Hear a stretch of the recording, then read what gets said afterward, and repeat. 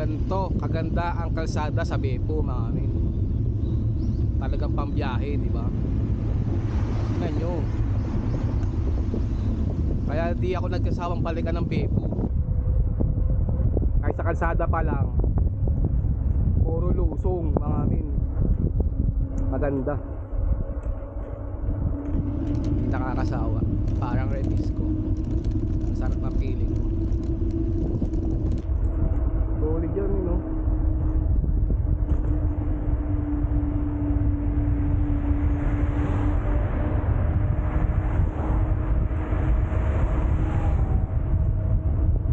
Ba? Yan ang Beppo.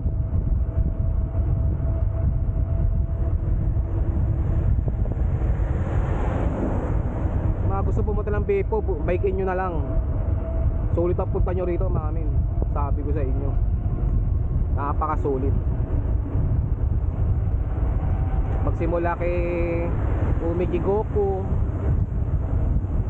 tas Beppo Ropeway, tas Yopuin, tas Ijima. Nako. Ay nako. Sabihin nyo na sinungaling ako. Kalsada, mga amin, di ba? Nasaan pa rin ka ng Beppo? Saan next? Preparasyon tayo ng mga long ride natin, mga amin, dahil magkukumamoto tayo sa August sa Nagay. Kaya kailangan natin kondisyon yung sarili natin, saka yung bike. Diba? Sulit na sulit ka rito, mga amin.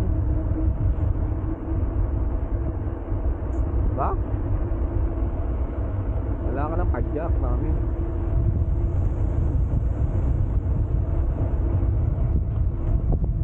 Literal, wala lang padyak.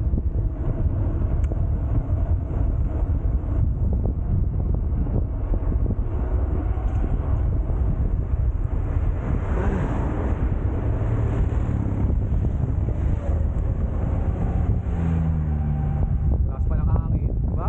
Tanggal ang pagod mo, mami. Tanggal kaluluwa ko dun sa ano na yun, yung Jupiter na yun, saka yung ano, Newton. Puta kayo eh. Nakakatalaga. Huh? Kalsada Beppo. When in Beppo.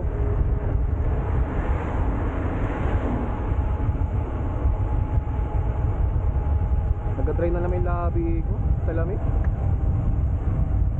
Update.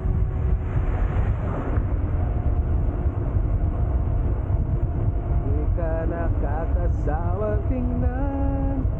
Nabingi ako rin na hayop. Ang taas kasi ng Beppo. Kaya ramdam ko yung mga mountain climbing, yung mountain climber. Ramdam ko yung hirap nila, mga amin.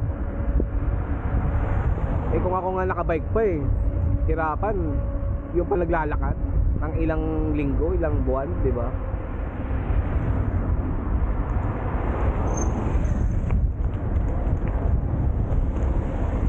Kaya ramdam ko yung hirap ng mga mountain climber. Yung kahirap, mga amin.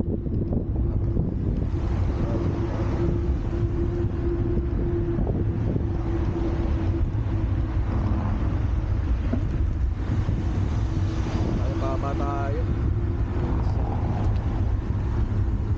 Pasukin na natin ito, mami.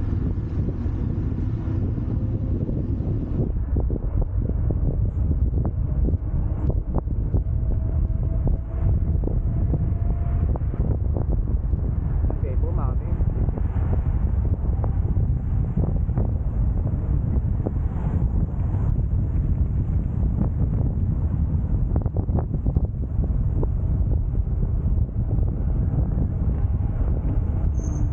Nasa roller coaster ba?